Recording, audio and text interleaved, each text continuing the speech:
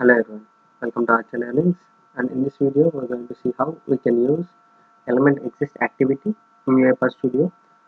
Before going to the topic, let me give you a brief about element exist, how we can use it and where we can use.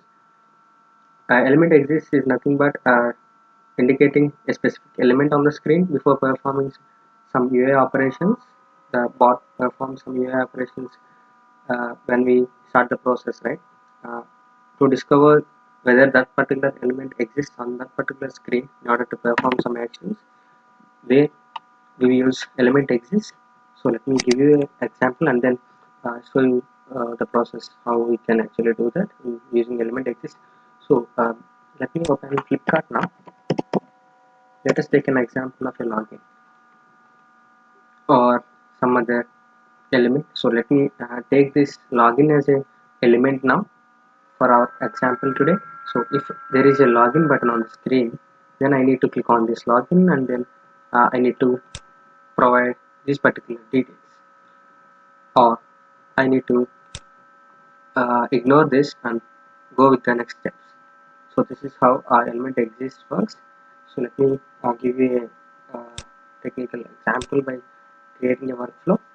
Before doing that, if you haven't subscribed to our channel, please consider subscribing for more of these videos. And if you like this video, please give it a like. If you have any other doubts, please do mention them in the comment section below. So what we need to do here is we need to drag an element exist activity here. So this is the element exist activity. As I said, what are the activities? You can also see there it enables you to verify if a UI element exists even if it is not visible. So what means not visible? If that is in the background also, you can able to see whether not able to see whether it is exists or not. So let me try and indicate here the login button. So if this login button exists, then I need to perform some operations, or else I don't need to perform that particular operations and go back to the next step. So here I need to use an if condition here. So let me drag the if condition over here, and then if this particular element exists, so I need to provide an output available for that as well. So let me take it as exists. The element is exists, and in the if condition I need to pass it as exists, because I don't need to pass it as true, because if we press it with the exist value, it always gives you the true value in the condition. You doesn't need to enter it as equal to true again. So we can remove that. If you make it as exist, it only takes it as true in the condition. So if it is exist, then I need to perform some operations like login or something else. So I will take a message box here, login to Flipkart, or else what I need to do is, so let me drag this message box over here. If there is a login button, then I am logging into the application. If there is no login button, I'm just proceeding with the flow.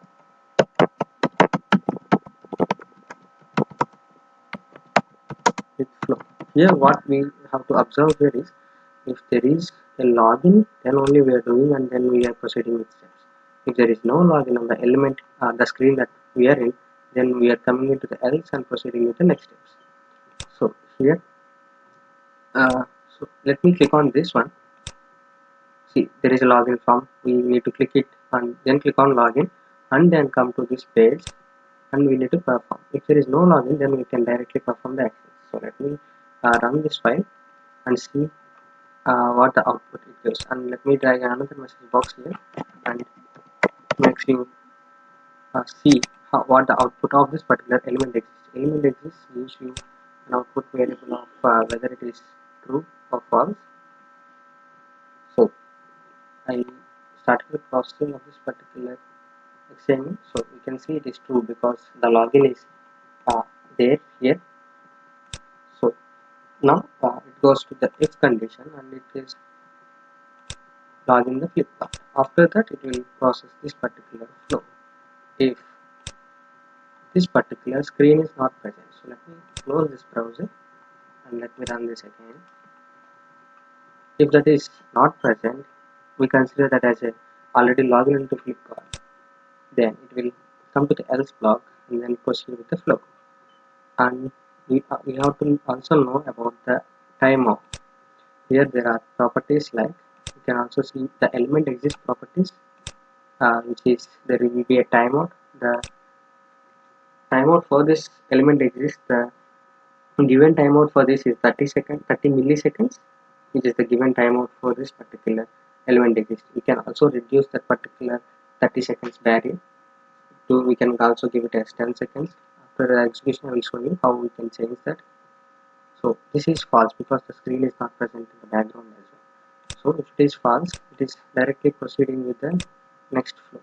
Proceeding with the first, as we consider that as a login, it is already logged into the Flipkart site. So here we can see the target. Here we can also mention the timeout, which will be in the milliseconds. Default it is 30,000 milliseconds, which is equal to 30 seconds. If we want 10 seconds barrier, then we can mention it as a 10,000. That will take it as 10 seconds and will not wait for that long to see whether the element exists or not.